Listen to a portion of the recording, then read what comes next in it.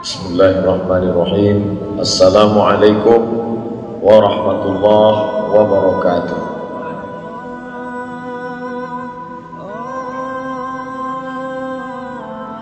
Alhamdulillahilladzi bi ni'matihi tatimmu shalihat. Wassalatu wassalamu ala sayyidis sadat wa ala alihi wa sahbihi ahlil fadaili wal karamat. Subhanaka la ilma lana illa ma 'allamtana innaka antal alimul hakim. Rabbi shrah li sadri wa yassir li amri wahlul 'uqdatam min lisani yafqahu qawli. Kedua mempelai, sepasang mempelai yang berbahagia, hadirin hadirat, orang-orang tua, keluarga besar, yang besar tak dihimbau gelar, yang kecil tak disebut nama, encik-encik, puan-puan, tuan-tuan jemputan majlis. InsyaAllah kita semua hamba-hamba yang dimuliakan Allah Subhanahu wa ta'ala. Amin ya rabbal alamin.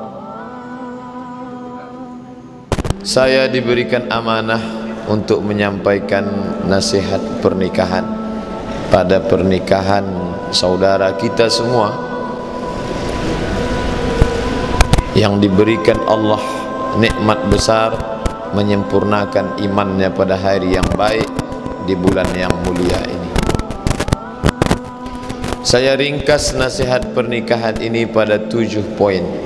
Yang pertama, berangkat dari firman Allah Ta'ala, a'udzubillahi minasyaitonir rajim, wa min ayatihi, di antara tanda-tanda kebesaran Allah.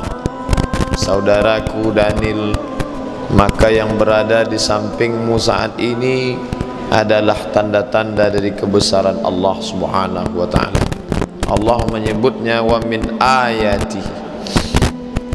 Selama ini ayat yang engkau tahu, ayat kursi, ayat dalam surat Al-Fatihah, ayat di dalam surat-surat dalam Al-Quran, tapi ada ayat yang tidak berhuruf, ada ayat yang tidak berharakat, dia adalah pasangan hidup. Kalaulah seorang istri menganggap suaminya itu ayat, maka tidak akan ada istri yang durhaka kepada suami. Kalaulah suami menganggap istrinya itu ayat, maka tidak akan ada KDRT, kekerasan dalam rumah tangga. Tak akan ada suami yang menginjak-injak istrinya, memukul istrinya, karena istri itu adalah ayat. Yang menyebut dia ayat bukan ustaz, bukan ulama. Allah berfirman dalam Al-Quran, wa min ayatihi an khalaqa lakum min anfusikum azwajan. Surat Ar-Rum ayat 21. Maka renungkanlah itu. Ketika hati marah, mungkin akan berkata kasar. Yang akan saya ajak bicara ini adalah ayat. Pengantin yang sudah lama menikah, dia pun merenung, ternyata yang selama ini serumah dengan saya adalah ayat, tanda-tanda kebesaran Allah Subhanahu wa ta'ala. Yang kedua, litaskunu ilaiha. Pasangan ini diciptakan Allah untuk mendatangkan litaskunu sakinah. Selama ini hati tak tenang, ibarat perahu kemana akan ditambatkan. Tapi hari ini tenanglah hati saudara Daniel, karena tahulah sudah pasangan hidupnya. Litaskunu ilaiha. Diciptakan Allah ayat ini supaya menenangkan hati. Selama ini orang yang tidak tenang diruqyah, dibacakan ruqyah dengan membacakan ayat-ayat, ayat kursi, Al-Fatihah, Al-Ikhlas, Al-Falaq, An-Nas, untuk menenangkan batinnya. Itu ayat yang didengar telinga. Tapi Allah berikan satu lagi ayat, yaitu pasangan hidup. Istri merasa tenang dengan melihat suaminya, dan suami merasa tenang setelah menemukan istrinya. Kalau selama ini kawan-kawan ditafakkuh melihat Daniel kurang tenang, maka sejak hari ini ada ketenangan. Yang belum menikah, sesudah menikah menjadi tenang. Yang sudah menikah, kalau tak tenang juga nikah sekali lagi. Bercanda, bukan serius. Bercanda. Artinya apa? Litaskunu ilaiha, baik psikis, pikiran terganggu. Siapalah ini? Sampai bolak-balik ronsen mau nengok tulang rusuk sudah berkurang atau tidak. Maka yang perempuan pun juga gelisah. Di manalah agaknya tulang rusukku ini? Kamu kemana dari tadi nyari tulang rusuk, Pak Ustaz? Pergi aja itu ke tempat soto babat, banyak tulang rusuk di situ. Hari ini sudah menemukannya, maka secara psikis dia sudah tenang, secara fisik pun tenang. Selama ini gelora hawa nafsu, maka ditempatkan di tempat yang halal, menjadikannya sebagai ibadah. Litaskunu ilaiha. Laki-laki mencari ketenangan di luar rumah, diskotik, night club, pub, karaoke, bukan menghilangkan haus. Dia sama seperti orang yang meminum air garam di tengah gurun pasir yang panas. Makin kering, makin haus, makin terbakar tenggorokan. Maka ada setetes dua tetes embun di tengah gurun pasir yang gersang, bernama pernikahan. Litaskunu ilaiha. Allah ciptakan ini untuk mendatangkan ketenangan. Yang ketiga, wa ja'ala bainakum mawaddatan wa rahmah. Ini dua makhluk berbeda, bajunya berbeda, fisiknya berbeda, wajahnya berbeda. Kalau sama itu LGBT. Dia berbeda. Sampai-sampai orang barat mengatakan the man from Mars and a woman from Venus. Laki-laki dari planet Mars, perempuan dari planet Venus bertemunya di bumi. Orang barat itu dia lebih pada dunia ilmiah, Mars, Venus, bumi. Kalau pepatah Melayu tidak. Asam di gunung, garam di laut, bersua juga dalam belanga.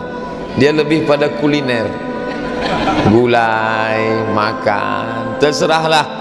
Baik kuliner, makanan maupun dunia ilmiah, pepatah barat dan Melayu itu menunjukkan ada dua makhluk yang berbeda, dengan latar belakang hidup yang berbeda, dengan cara pandang yang berbeda, tapi mereka disatukan. Apa yang menyatukan merekatnya? Wa ja'ala bainakum mawaddatan wa rahmah. Buka terjemah Al-Quran, mawaddah cinta, rahmah kasih sayang. Anak bertanya kepada emaknya, "Ma, ini ada ayat Quran cinta dan kasih sayang. Apa itu cinta? Cinta itu ya cinta. Kasih sayang ya kasih sayang."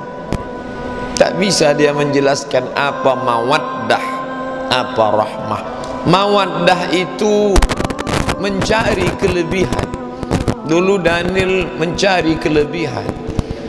Yang dicarinya lebih tinggi, lebih putih, lebih cantik, lebih. Sedangkan rahmah menutupi kelemahan. Dulu sebelum menikah yang dicari kelebihan, tapi setelah menikah tutupilah kelemahan. Setelah ini nampak semua kelemahannya, tutupi.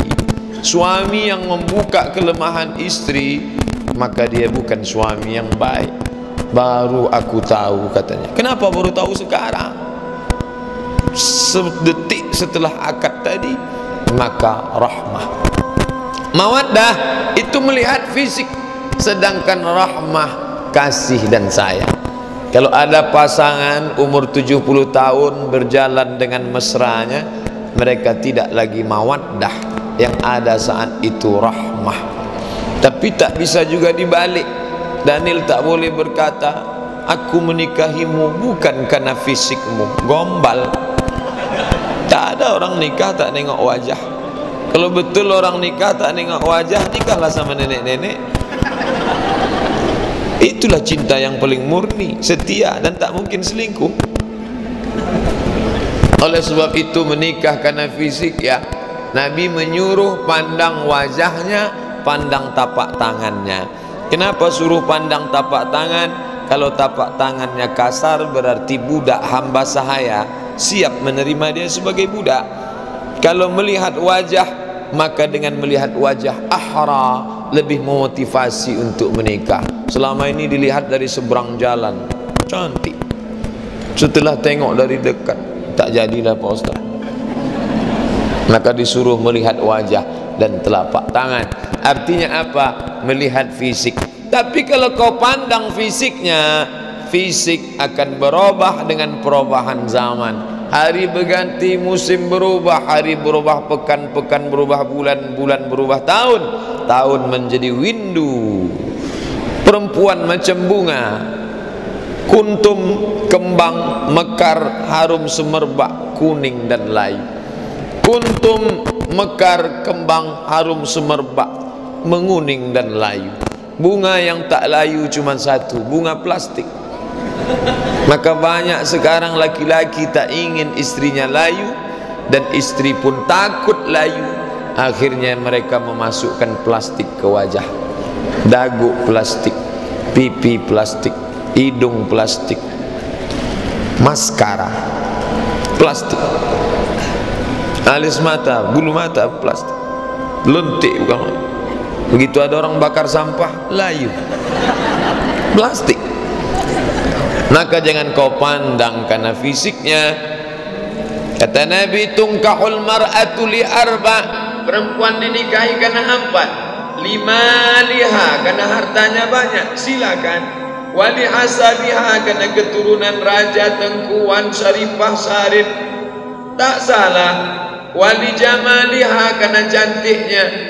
Banyak dulu yang mau sama saya Pak Ustaz, tapi dia lah yang paling cantik, tak salah. Tapi jangan kau pandang karena yang 3. Fasfar bidzatid din, pandanglah karena agama. Jangan kau pandang. Ini jangan dipoto, nanti foto lain bunyinya di Facebook. Sangkanya saya nyuruh 4. Padahal maksud saya pandanglah karena yang 4. Fasfar bidzatid din, pandanglah yang tak membuat engkau bosan, tak lapuk karena hujan, tak lekang karena panas.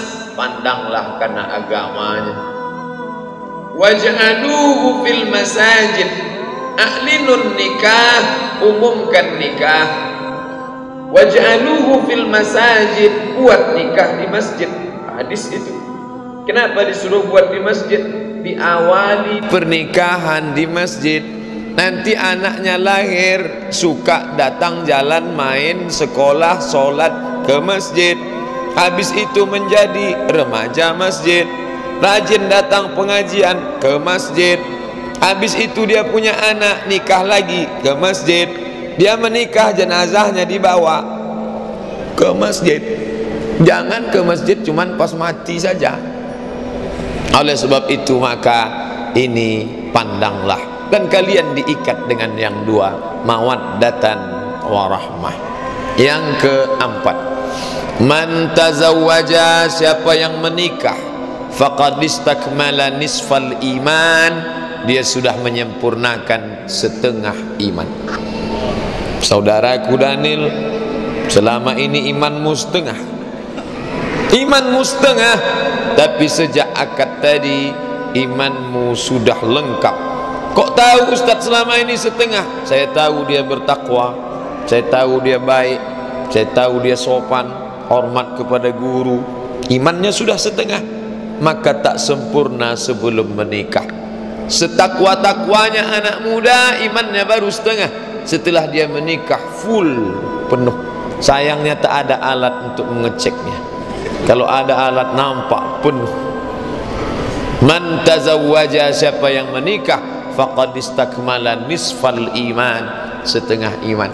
Maka keliru seorang suami yang mengatakan kepada istrinya ketika istrinya pergi belanja ke pasar, Adinda, setengah napasku pergi.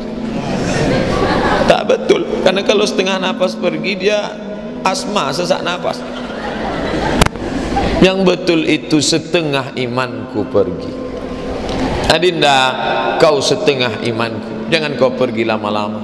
Karena kalau kau lama-lama, aku cari setengah yang lain.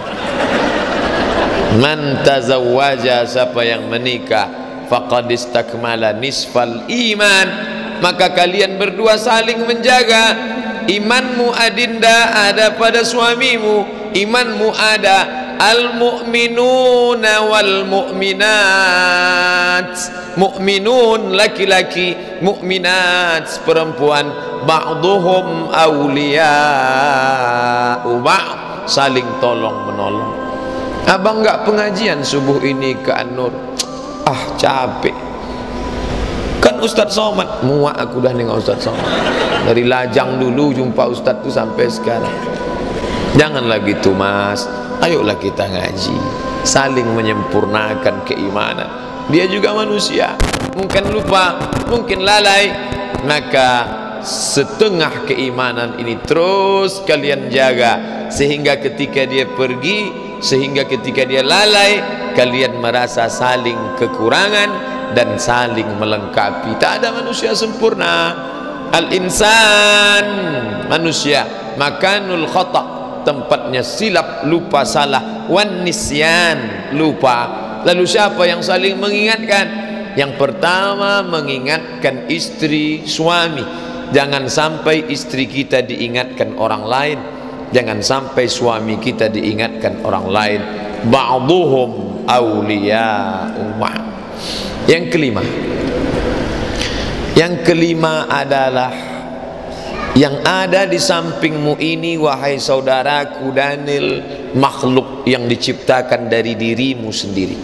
Khuliqatil mar'atu min dhila, perempuan diciptakan dari dhila, tulang yang menutup jantung. Kenapa jantung Abdul Somad ini na'udzubillah kalau tabrakan tetap selamat? Karena ada tulang yang besar.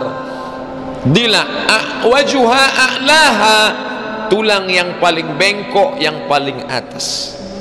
Yang paling bengkok, yang paling atas disebut dengan rusuk. Bentuknya bagaimana? Melengkung, bengkok. In akhazta aqamtaha kasartaha, kalau kau paksa harus kau luruskan, patah dia. Tapi kalau kau ikut, kau akan jadi bengkok. Saudaraku Daniel, kalau kau ikut tulang ini, kau jadi bengkok. Daniel mana? Daniel bengkok. Tapi kalau kau paksa, dia akan patah. Lalu bagaimana? Pandai-pandailah supaya dia tak patah, tapi kau tak bengkok. Lalu saya nanya ke Ustadz Abdul Somad, jangan. Ustadz Abdul Somad pun baru menikah. Tanyalah pilot-pilot Sukhoi yang jam terbangnya sudah 5.000 jam ke atas. Tanya kepada Tuan Haji Faisal Qamar, tanya ke Dr. Mustafa Umar. Mereka ini yang sudah lama menikah. Pak Ustadz, Pak Haji, bagaimana kalau menangani tulang rusuk bengkok ini? Kata Pak Haji, bawakan daun sop dengan daun seledri. Itu tulang kambing tuh Pak. Jadi istri saya maksudnya, saya pun tahu, cuman supaya suasana tak begitu tegang.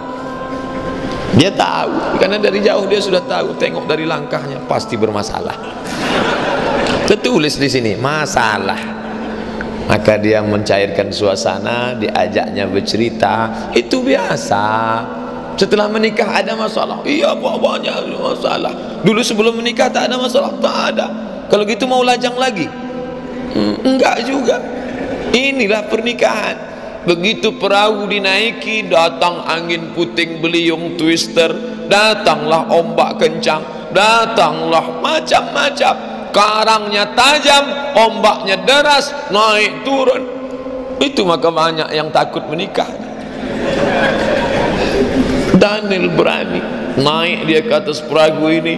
Lalu selama inilah insya Allah, tanya ke orang yang pandai, Berapa banyak laki-laki yang baik bengkok terduduk di depan sidang tipikor meja hijau. Gara-gara apa? Bini yang bengkok. Dia pulang ke rumah, abang itulah malu adik undangan hari ini, masa nggak pakai gelang emas? Kawan setengah kilo di sini, setengah di sini, sampai bungkuk berjalan undangan. Akhirnya dia pakai haram. Gara-gara apa ini? Gara-gara mengikut tulang yang bengkok. Maka banyaklah mengaji. Yang bengkok-bengkok ini harus diluruskan dengan pengajian. Tapi dia lembut, dia tidak kasar. Hunna libasul lakum wa antum libasul lahun. Kau menjadi pakaian baginya dan dia menjadi pakaian bagimu. Kenapa Abdul Somad berani berceramah depan orang banyak? Karena pakaian menutup dirinya, menutupi cacat kekurangannya. Suami yang baik menutupi kelemahan pasangannya, bukan mengobral cerita ke sana kemari, karena dia sudah menjadi satu diri, min nafsin wahidatin, sejiwa, sediri, satu perasaan. Inilah yang diikat dengan kalimat la ilaha illallah Muhammadan Rasulullah. Yang keenam, apa dia? Ketika tadi akad sudah selesai, maka di pundakmu ada tanggung jawab yang besar.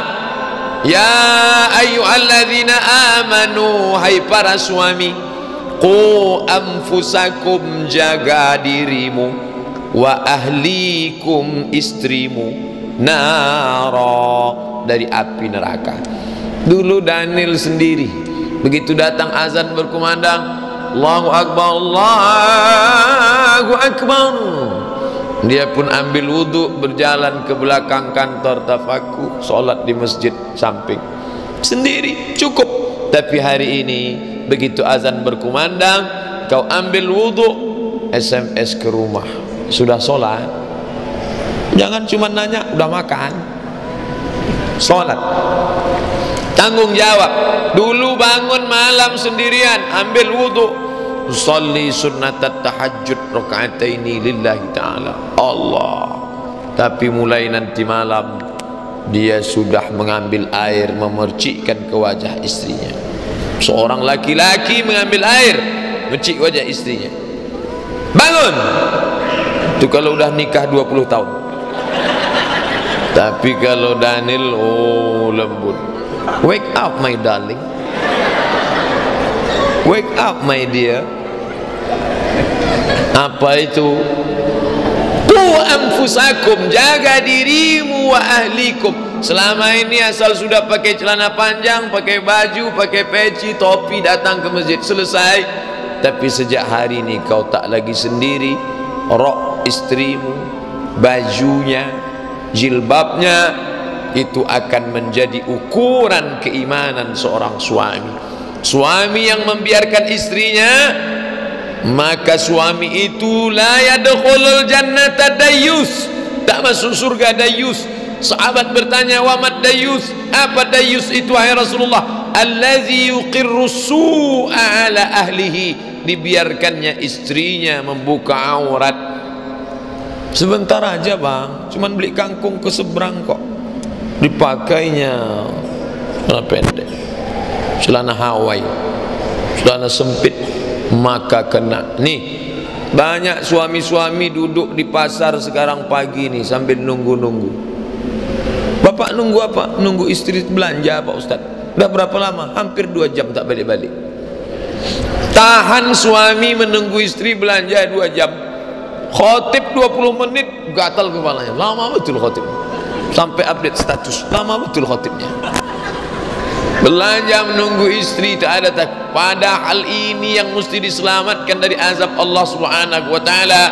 Dan istri kalau dikasih tahu suami, sami'na wa ata'na. Lau kuntu amiran ahadan ala ayyasjuda ala ahadin, kalaulah boleh menyuruh orang sujud kepada orang, pastilah kusuruh istri sujud kepada suaminya. Tapi karena tak boleh sujud kepada manusia, tak boleh sujud.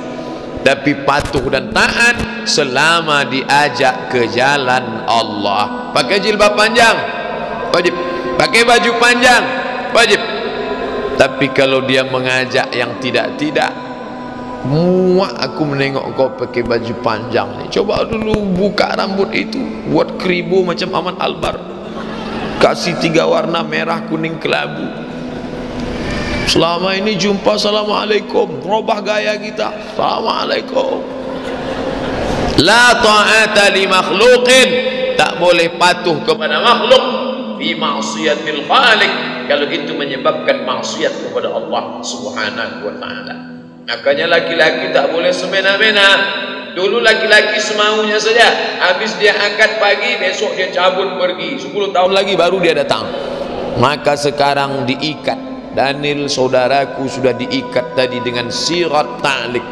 Jika saya meninggalkan istri saya 3 tahun lamanya, 2 tahun lamanya, tidak memberikan nafkah 3 bulan, nafkah zahir dan batin berturut-turut, maka istri saya melapor ke pengadilan agama dengan menyerahkan 5.000 sebagai 10.000 sebagai iwat, maka jatuhlah talak 1 kepadanya. Na'udzubillah. Itu kenapa? Suami punya kewajiban, dan kewajiban itu adalah hak istri. Saudariku yang perempuan-perempuan yang menikah maupun yang belum menikah, kalian punya 5 hak pada suami: makan, pakai, tempat tinggal, perhatian, pendidikan. Ingat, kalau macam-macam dia, bang, apa maksudnya? 5 bang. Kalau tak kau tunaikan, awas. Makan, pakai, tempat tinggal, pendidikan, perhatian. Kau mesti didik aku, karena kau tak sanggup mendidik aku, bawa aku ke Masjid Agung An-Nur pengajian. Makan, kau makan lontong, aku lontong juga.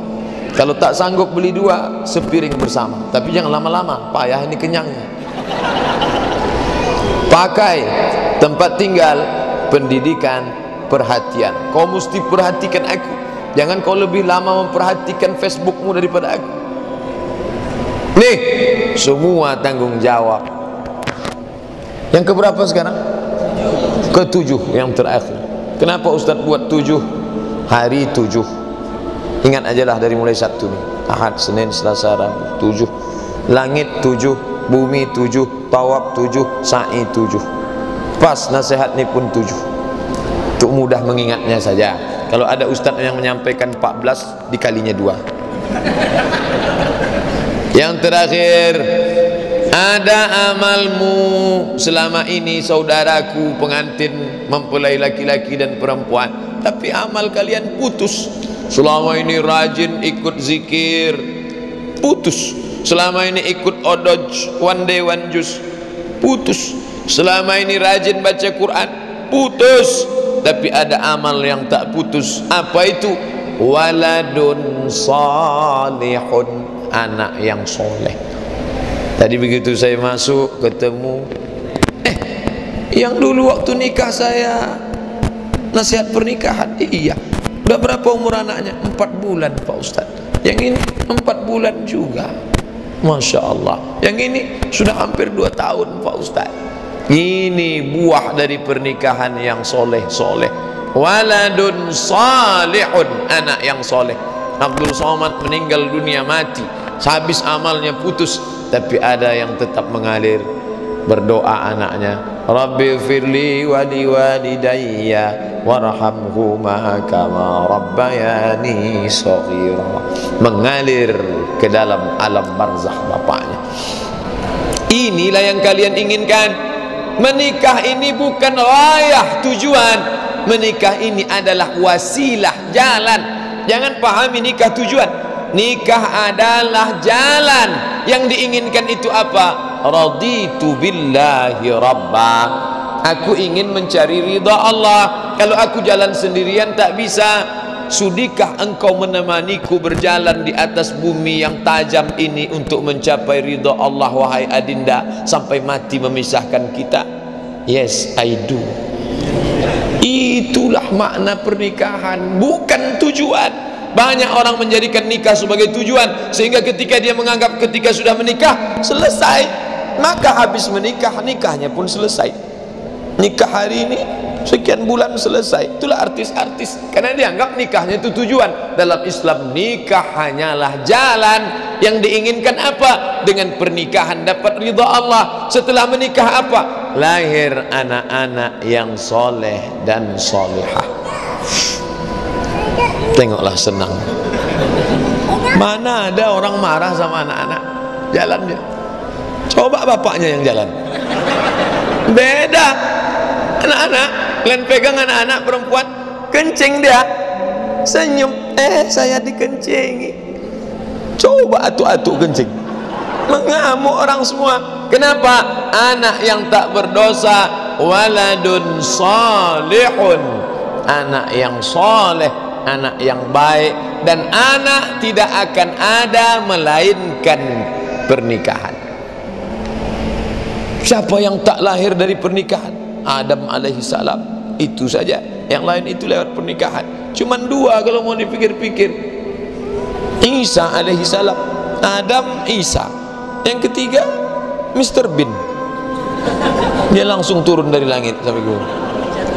Lain daripada itu lewat pernikahan. Oleh sebab itu kalian menikah, maka kami semua mendoakan barakallahu lakuma, semoga Allah memberkahi kalian berdua. Wa baraka alaikuma, semoga Allah memberikan berkah pada kalian berdua dalam senang maupun sulit. Wa jama'a bainakuma fi khair, disatukannya kalian berdua dalam kebaikan. Orang menikah mendapatkan doa itu dari mulut-mulut yang tulus. Semua yang hadir nih ikut senang. Dari mana Pak Ustadz tahu ikut senang? Saya sampai di tangga tadi mendengar Allahu Akbar, padahal yang mau jihad dia. Yang lain seolah-olah sekonyong-konyong. Allahu Akbar. Saya sangka tadi deklarasi ormas apa. Allahu Akbar. Begitulah kawan-kawan ikut senang semuanya. Setelah melihat Daniel mengakad nikah, yang lain yang belum nikah merasa sudah nikah. Saking kan senangnya hati. Oh, senang betul hati kami Pak Ustaz. La yu'minu ahadukum, kamu tak beriman hatta yuhibba li akhi, sampai kau sayang kepada saudaramu ma yuhibbu li nafsih, seperti kau sayang pada dirimu sendiri. Ustaz, hari Sabtu bisa nasihat pernikahan? Gak bisa. Kenapa Pak Ustaz? Kamu kan tahu jadwal saya. Habis dari sini jam 8 sarapan, jam 9 Al-Azhar Sifabudi. Saya tak bisa nasihat pernikahan. Pengajian tafsir ibu-ibu tak bisa saya tinggalkan. Yang mau nikah nih saya Pak Ustaz. Kalau begitu bisa, saya izin ke ibu-ibu. Saking kan semangatnya mau ngasih nasihat pernikahan, Sabtu yang lalu saya sudah siap-siap. Ustadz datang hari ini, mohon maaf Bu, saya tak bisa datang. Kenapa Pak Ustadz? Nasihat pernikahan Daniel. Daniel yang mana Pak Ustadz? Daniel lah, Daniel kan satu. Daniel Sabtu depan Pak Ustadz. Saking kan semangatnya saya, Sabtu lalu saya sudah izin ke ibu-ibu. Bayangkan itu, senang menengok saudara mendapat nikmat. Kalau ada orang tak senang menengok Daniel menikah, dua kemungkinan. Pertama tak beriman, yang kedua pernah naksir. Oleh sebab itu ungkapan kesenangan inilah yang membuat bertahan menunggu. Bayangkan, mungkin lebih ganteng, mungkin lebih hebat. Kenapa Daniel yang duluan? Dia husnuzan, Allah memberi Daniel nikmat, tapi ikut aku merasa senang. Kalau orang hatinya busuk, kenapa Daniel duluan? Mungkin pakai pelet. Tengoklah gaya Daniel itu, banyak mantra-mantranya. Tapi hari ini dia tidak. Dia merasa senang. Ungkapan senang apa? Nampak cara doa orang senang. Orang yang senang itu doanya plong. Macam mana doa plong? Barakallahu lakuma wa baraka alaikuma wa jama'a bainakuma fi khair. Lepas. Kalau orang ada sangkutan dalam hatinya, lain doanya. Barakallahu lakuma. Tahan lidahnya, maka kita mendoakan mereka. Inilah yang dapat saya sampaikan. 7 nasihat pernikahan, bukan batasan, hanya untuk memberi kemudahan. Saya yakin dan percaya pasangan ini susah menghafal yang 7 ini. Karena pengantin baru itu hilang ingatan. Kok Ustadz tahu? Saya dulu begitu. Tak ada yang ingat di kepala. Tapi alhamdulillah rekamannya ada.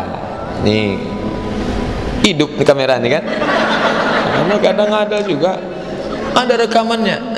Mohon maaf gak ada Pak Ustadz. Terus hidup tadi gaya-gaya aja Pak Ustadz. 1, 2, 3 kalian rekam, buat CD-nya. Tahun 2040 kalian duduk di ruang tamu dengan anak dan cucu melelehkan air mata menengok Ustadz Abdul Somad ceramah di TV yang besar. Siapa tuh ma? Kata anaknya, itulah Ustadz Abdul Somad di hari pernikahan mamah dan papah dulu. Sekarang Ustadz tuh di mana? Sudah mati dimakan cacing tanah. Tapi pahala tetap mengalir. Anak kalian menonton, cucu kalian menonton, ditengoknya gambar kalian. Apa kata cucu kalian?